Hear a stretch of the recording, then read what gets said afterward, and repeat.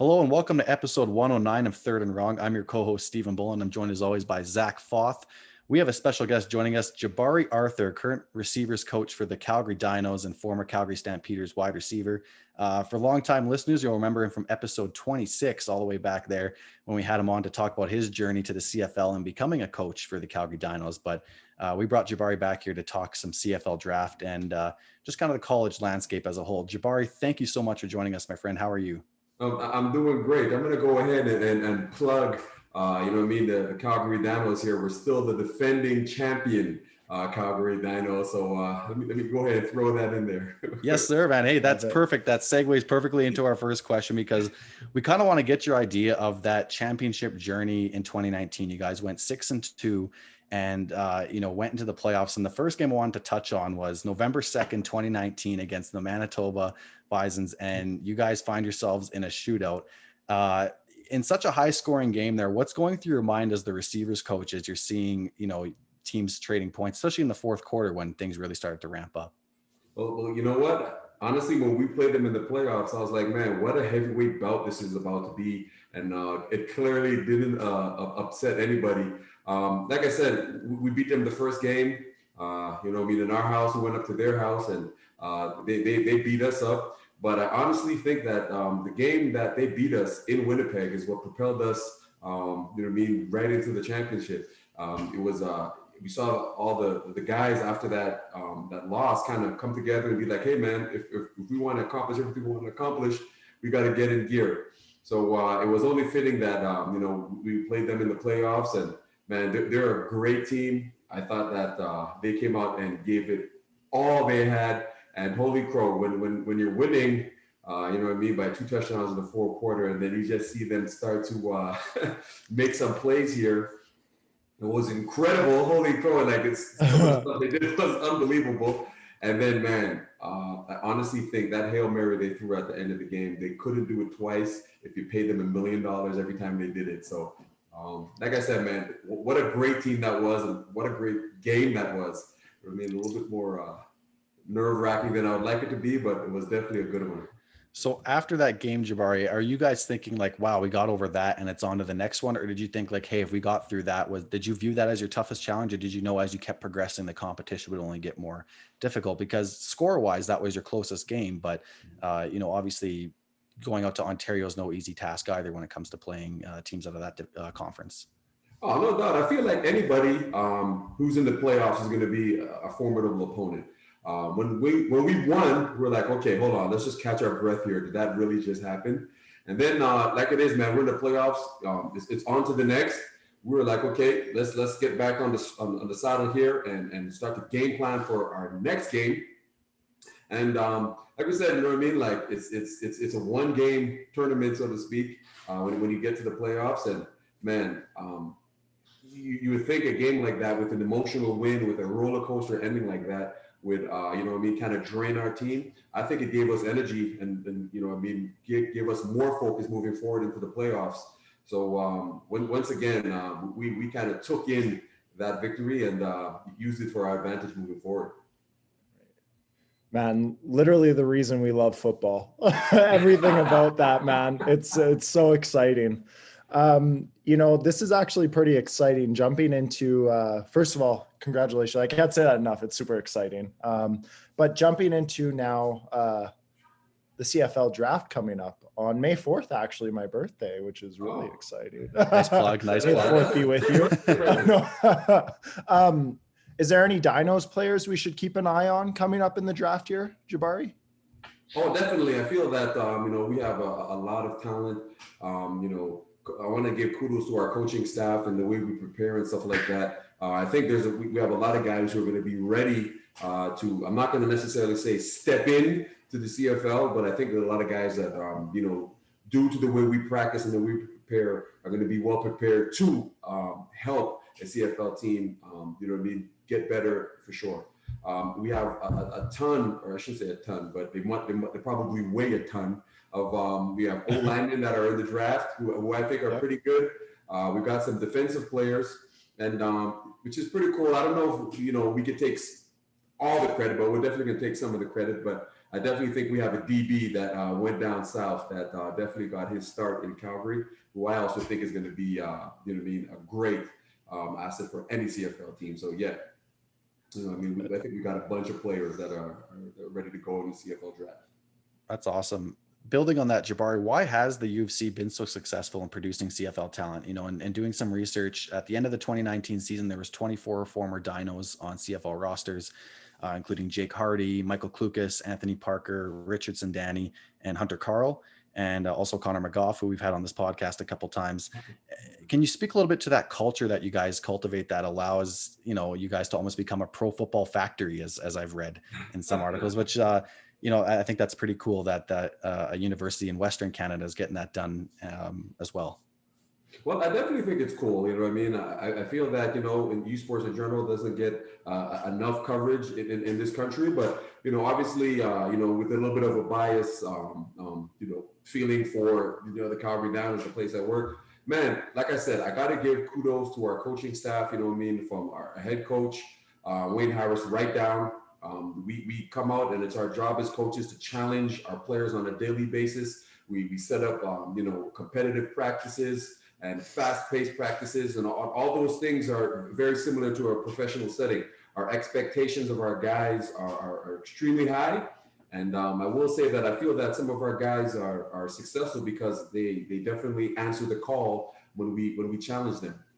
A lot of them have, you know what I mean, you know, I mean, they have aspirations to play at a professional level, and then they come out to practice, and you know, they compete, and it's awesome. And I feel like just that whole compete factor really gives them a, you know, an opportunity to showcase their skills on game day. And like I said, man, it's a great culture that we have there. And shoot, man, you know,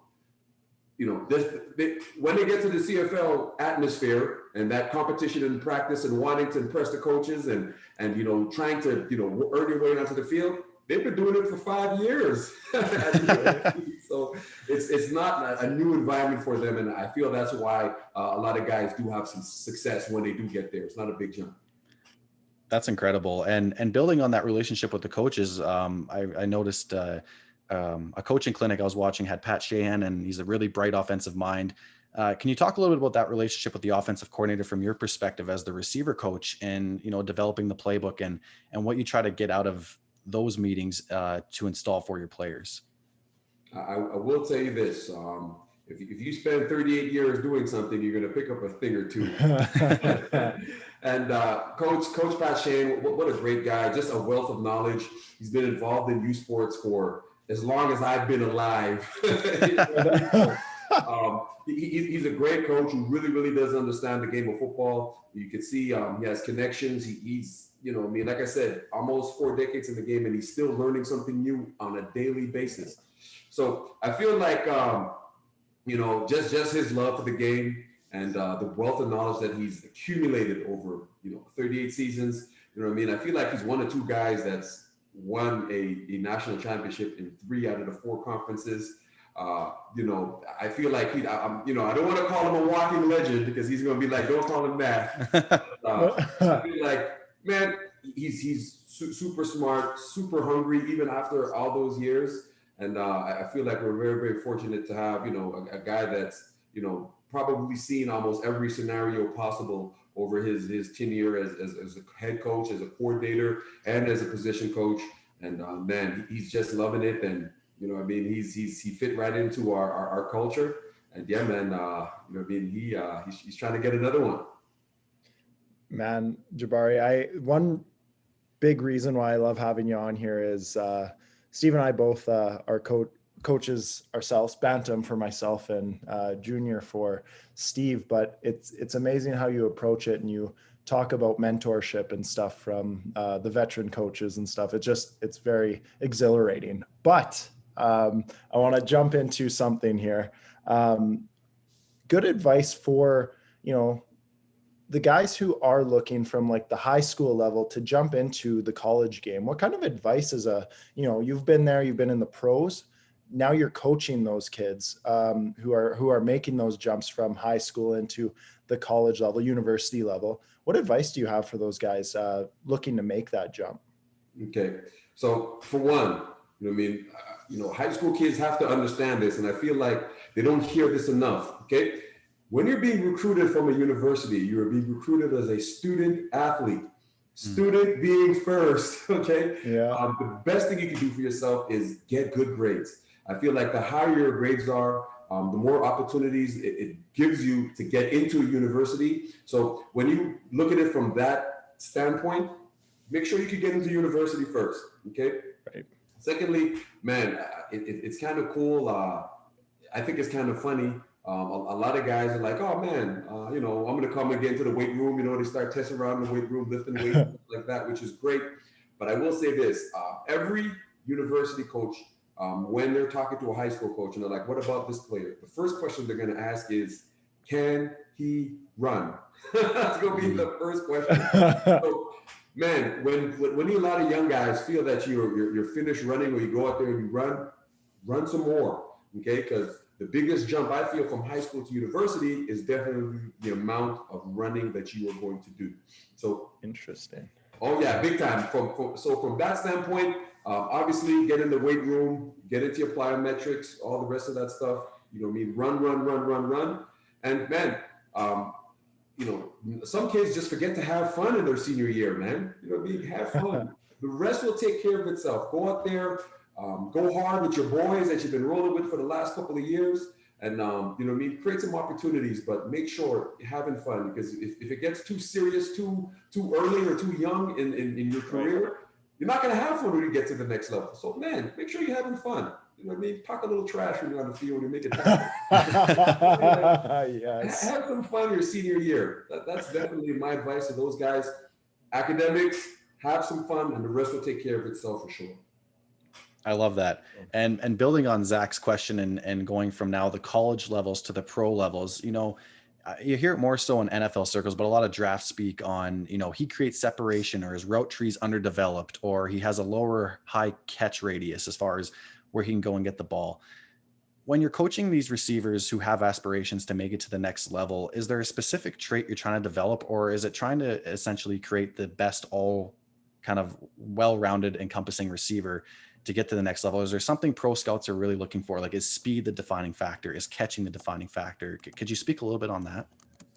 Well, that's a hard question to ask, because I feel like there is no players that's built the same. I feel that some players have attributes that are, better than other players. And, some attributes is what's going to get them to be, or get them a professional look.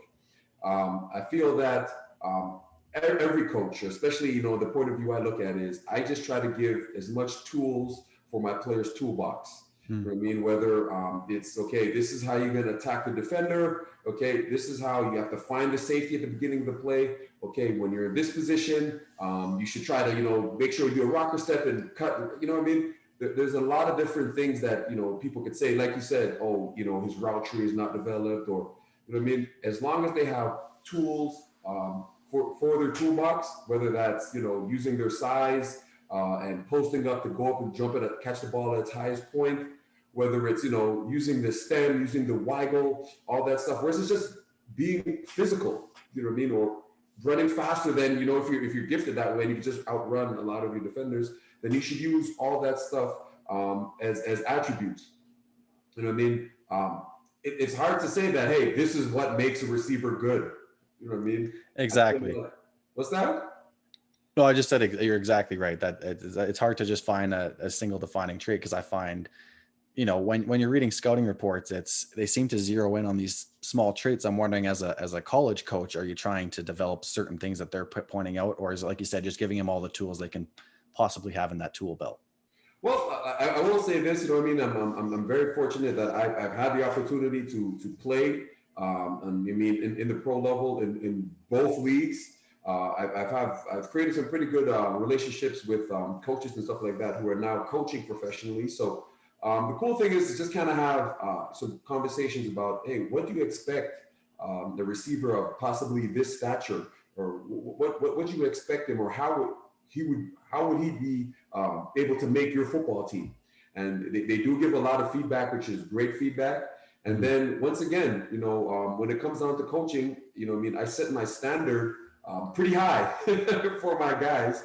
And, you know, I feel that the guys that I have and the mentality that, you know, I mean, they've been trained with is, man, we're going to do our darndest to reach this standard. And I feel like the standard or you know, I mean, the reasons why they play receiver for this university is very comparable to the standard or the reasons why receivers go on and play in the professional ranks.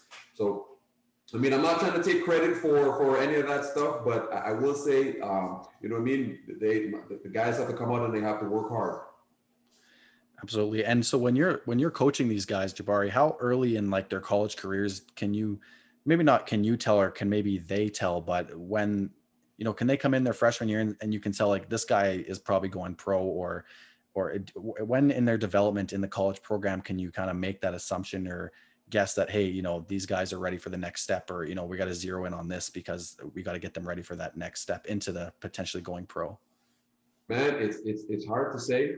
I feel that you know, in a lot of situations is when, you know, when players have an opportunity and they take advantage of their opportunity, whatever it is, whether it's a small route or a deep ball, or doesn't even have to be necessarily catching the football, it could be in a different aspect of like special teams. Whenever they have an opportunity, when they take advantage of it, you know what I mean, I feel like, okay, this guy has a chance. And then, you know, I feel like how they impact the game when they are playing. And like I said beforehand, it doesn't necessarily have to be when the ball is in their hands, but I feel like it's the impact that they have on the game is when you can start to consider maybe this guy, you know, his impact is big enough, or he makes a big enough splash in the pond where, man, he can play at the next level. He can compete with, you know what I mean, the best of the best. You know what I mean? And I could see him doing this for a living. You know what I mean? Like, you know, some guys, and I mentioned some guys in our offensive line beforehand, you know, you don't always see the impact they have on a game because, you know, they're in the trenches, so to speak, and it's not the prettiest thing to do. But if you sit back and really break down some of the film and you see how, you know what I mean, what they're doing really opened up a running lane for a running back, or, you know, at the last second, he pushes defender out just as he's about to hit the quarterback. It's the small little impact that they have on the game that really, you know what I mean, is where you start to identify, can they, you know what I mean, have that same impact or a similar impact at the next level. So, you know what I mean, I hate to sound a politically correct answer, you know what I mean, but it's hard to say, but, you know, usually you see it when they start to impact the outcome of games. Awesome. Right. And it's kind of neat. It speaks right into football being like a game of inches and details, right? All the little things matter, especially at the professional level. That's super exciting.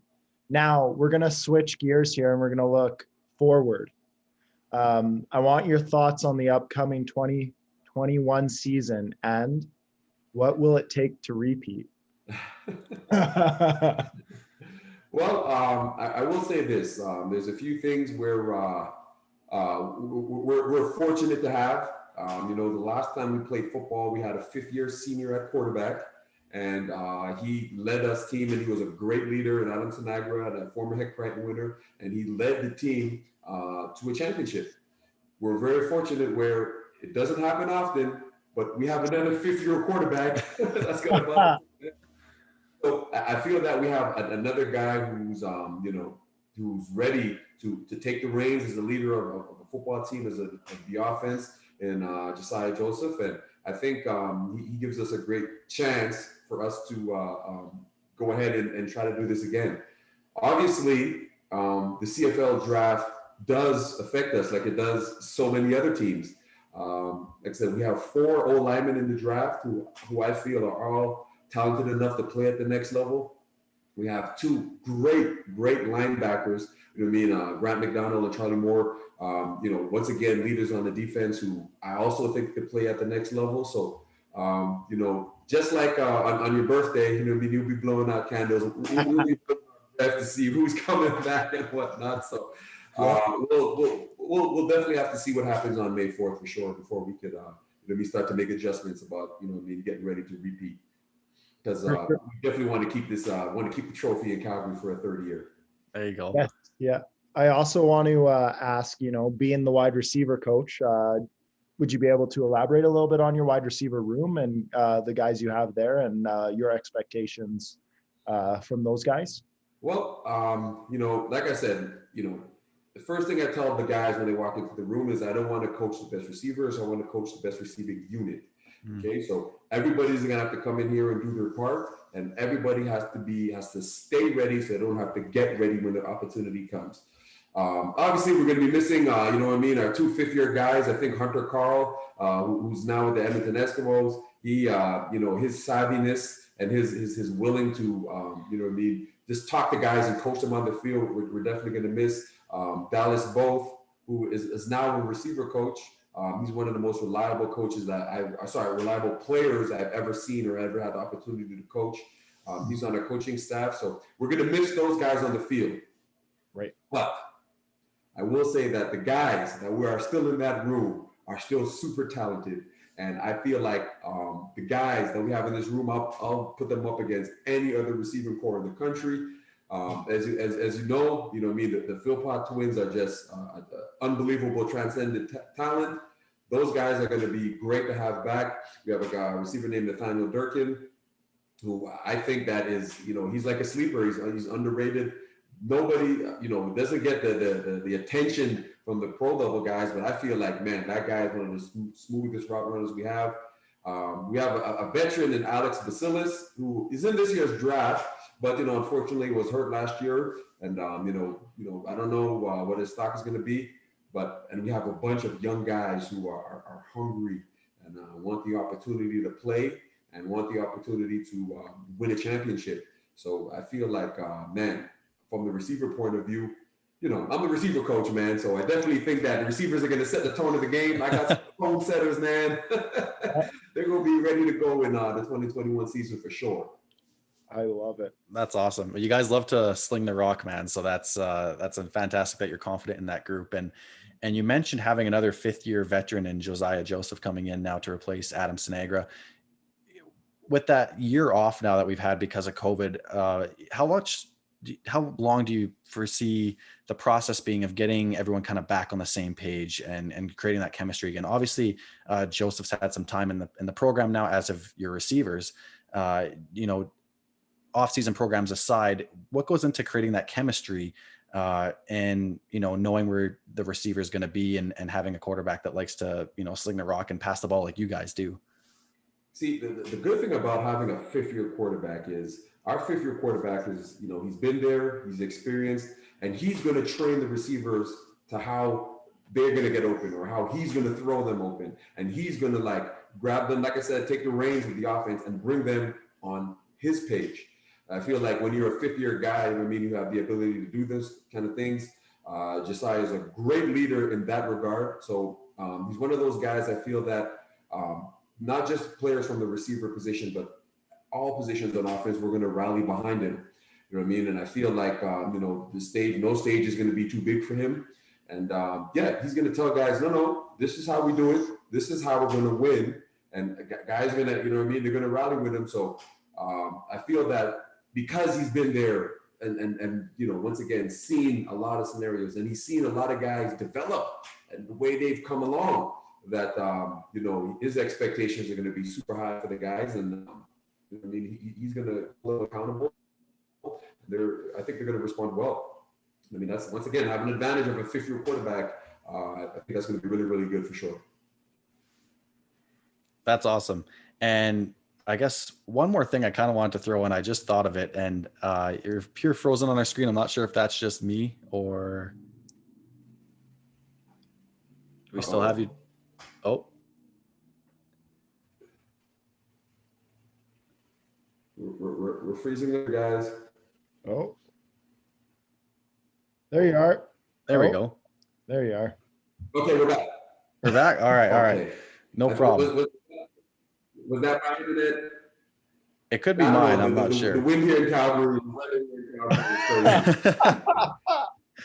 Yeah, mine isn't too strong either. One more thing, I just off the top of my head, I just thought about this, Jabari. Maybe you're biased because you're the receiver coach, but a couple of weeks ago we had an analytics guy on, Matthew Sentes. He's based out of Lethbridge, and he was speaking on the pros of passing more than running and kind of what goes into that thought process as far as, and not just that, being more aggressive on 4th down and so forth. a lot of old school kind of football minds with, establishing the run and, you got to run in cold weather. Being in such a, I won't say pass happy offense, but maybe that's what it is. I'm not sure what your splits are, but how do you see that balance of, running the football and keeping defenses honest and, passing because you're able to pass as much as you guys have had success doing? From a coach's perspective, how do you kind of weigh that, the analytics with what the film's telling you and so forth? I will start by saying this: one hand can't clap without the other.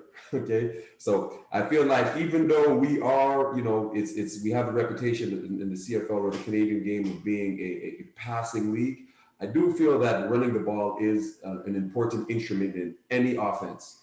Okay, but you're right. I am a receivers coach, and man, if you want to throw the ball, then go right ahead. Okay? But I do believe, even though we run the ball, we ask our receivers, just like the running backs, just like the quarterbacks, everybody has a job to do in every single play. So even when we run the ball, we're going to be out there blocking. We still have an assignment. We still have a job to do. So, throwing the ball, it all depends on your offensive philosophy. Throw the ball to run it or run the ball to throw it. But I do believe that both of them do play a role in successful offenses. And, I feel that you have to be able to do both successfully if you want to have an elite offense. If you look back at a lot of the years and the successful offenses, they're able to do both pretty good. Mm-hmm. So definitely, like I said beforehand, you got to be able to do both. One hand cannot clap without the other. Right. That's awesome. Jabari, man, this has been such a wealth of knowledge, and I can't thank you enough for coming this and sharing this with us and our listeners. You mentioned before the show you have your own podcast you contribute to. Can you tell us where to find that and where people can keep in touch with you? Yeah, sure thing. I kind of fell into this podcast. It was hilarious. We were all at a barbecue one day, and then we started talking sports. They're probably telling me how bad my Philadelphia Eagles are, and I kind of jumped in their back. And he had a podcast. He kind of invited me on, and then I kind of just stuck around. But the podcast is called The Balance of Opinion Sports. Okay, once again, you can find us. That's the Instagram page, Balance of Opinion Sports. You can also find us on YouTube as well. And if anybody has any questions for me, they could go ahead and find me on Instagram. Jabari Arthur. On Twitter and Instagram. Go ahead and find it. I enjoy just talking with people. So feel free to hit me up. It's cool. That's awesome, man. And again, hope you've been staying safe during this past year and a bit now. And we're hoping we can have some U Sports football and CFL football. That's another story to get watching here in the late summer, fall. And I'm sure you're looking forward to that as well. Man, don't you guys think Canada needs football, man? Yes. Yo, huge. It's been way too long. I think I saw a stat the other day. It's over 400 days now that we've been going on in this pandemic. It's crazy. But honestly speaking, I got my fingers crossed. I got my toes crossed. I'm doing all the whatever it is. That I hope that the restrictions kind of subside here a little bit, and that we are able to compete not just for our athletes, but for the fans as well. I feel like, man, when you get that smell in the fall, usually equals football season. Yeah. And, yes, sir. It was weird not having it last year. Like I said, I'm hoping, and I'm, like I said, praying that, in the fall of 2021, we'll be able to lace them up. And like I said, I'm steady trying to chase trophies. So hopefully we'll be able to get the opportunity to do so again. Love it. Awesome, man. Well, we'll be ready to have you back on for a season preview, in the event that there is, and we'll see if we can squeeze a hot take out of you, maybe a guarantee of a repeat or something. I'm just saying, no pressure. It just. Well, when you're a competitive person, you got to think you're going to win it, or you're in the wrong line of work. Absolutely. So, but before I go, I just want to give a shout out to all our Dinos. Good luck this upcoming draft. I'm talking about Grant McDonald, Carter Como, Peter DeCastro, Tyler Packer, Logan Bandy, Charlie Moore, Alex Basilis, and Robinson Rodriguez. hey man, I hope the best for you guys. You guys have trained hard. I've seen it. You know what I mean? And if any of those CFL guys are looking out there, if you're watching, hey man, go get these guys. It'll definitely be an asset for your team for sure. Awesome, man. And for those interested, the CFL draft will be taking place Tuesday, May 4th, also Zach's birthday. And definitely wishing the best of luck to those Dinos to get drafted into the CFL and to be watching some more Canadian talent thrive in the big leagues. So thank you again, Jabari. Appreciate you coming out, and we can't wait to have you on next time. Man, thanks for having me, man. It's always a good time. It's always a blast. So anytime. Absolutely.